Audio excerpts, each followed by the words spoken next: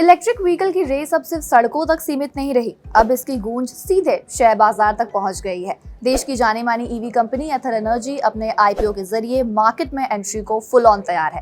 खास बात यह है कि पिछले 2 महीनों में भारतीय शेयर बाजार में आने वाला ये पहला मेन बोर्ड आईपीओ होगा, इसलिए इन्वेस्टर्स की इस पर खास नजर बनी हुई है। तो क्या है आईपीओ की सारी डिटेल्स, चलिए जानते हैं। एथर एनर्जी का आईपीओ 28 अप्रैल 2025 से 30 अप्रैल 2025 तक सब्सक्रिप्शन के लिए खुला रहेगा। आईपीओ का प्राइस बैंड 304 से 321 पर शेयर रखा गया है और लॉट साइज 46 शेयर्स का है।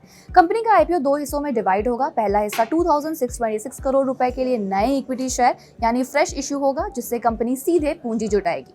वही दूसरा हिस्सा 1.1 करोड़ शेयरों के ऑफर फॉर सेल यानी ओएफएस का होगा, जिसमें प्रमोटर ग्रुप और कुछ इंस्टीट्यूशनल इन्वेस्टर्स अपनी हिस्सेदारी बेचेंगे। ओएफएस के तहत प्रमोटर तरुण संजय और स्वप्निल बबनलला कुछ कॉर्पोरेट शेयर होल्डर्स अपनी पार्शियल हिस्सेदारी बेचेंगे। शेयरों की अलॉटमेंट की डेट 2 मई 2025 तय की गई है। बीएसई और एनएसई पर इसकी लिस्टिंग 6 मई 2025 को हो सकती है। कंपनी में टाइगर ग्लोबल के साथ कई नामी इन्वेस्टमेंट फर्म्स ने इन्वेस्ट किया हुआ है। इशू से मिलने वाले पैसों का यूज कंपनी कई इंपॉर्टेंट ऑब्जेक्टिव्स के लिए करेगी। कंपनी की प्लानिंग महाराष्ट्र में एक नई इलेक्ट्रिक 2 व्हीलर फैक्ट्री स्टैब्लिश करने की है, जिसके लिए कैपिटल एक्सपेंडिचर का यूज किया जाएगा। इसके साथ ही कंपनी अपने पुराने कर्ज को चुकाने, रिसर्च एंड डेवलपमेंट में इन्वेस्ट करने, मार्केटिंग और जनरल कॉर्पोरेट खर्चों को पूरा करने के लिए भी इस अमाउंट का यूज करेगी।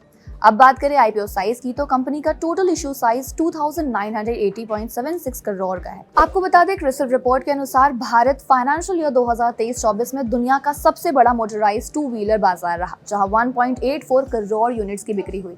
इनमें से 16% एक्सपोर्ट हुए।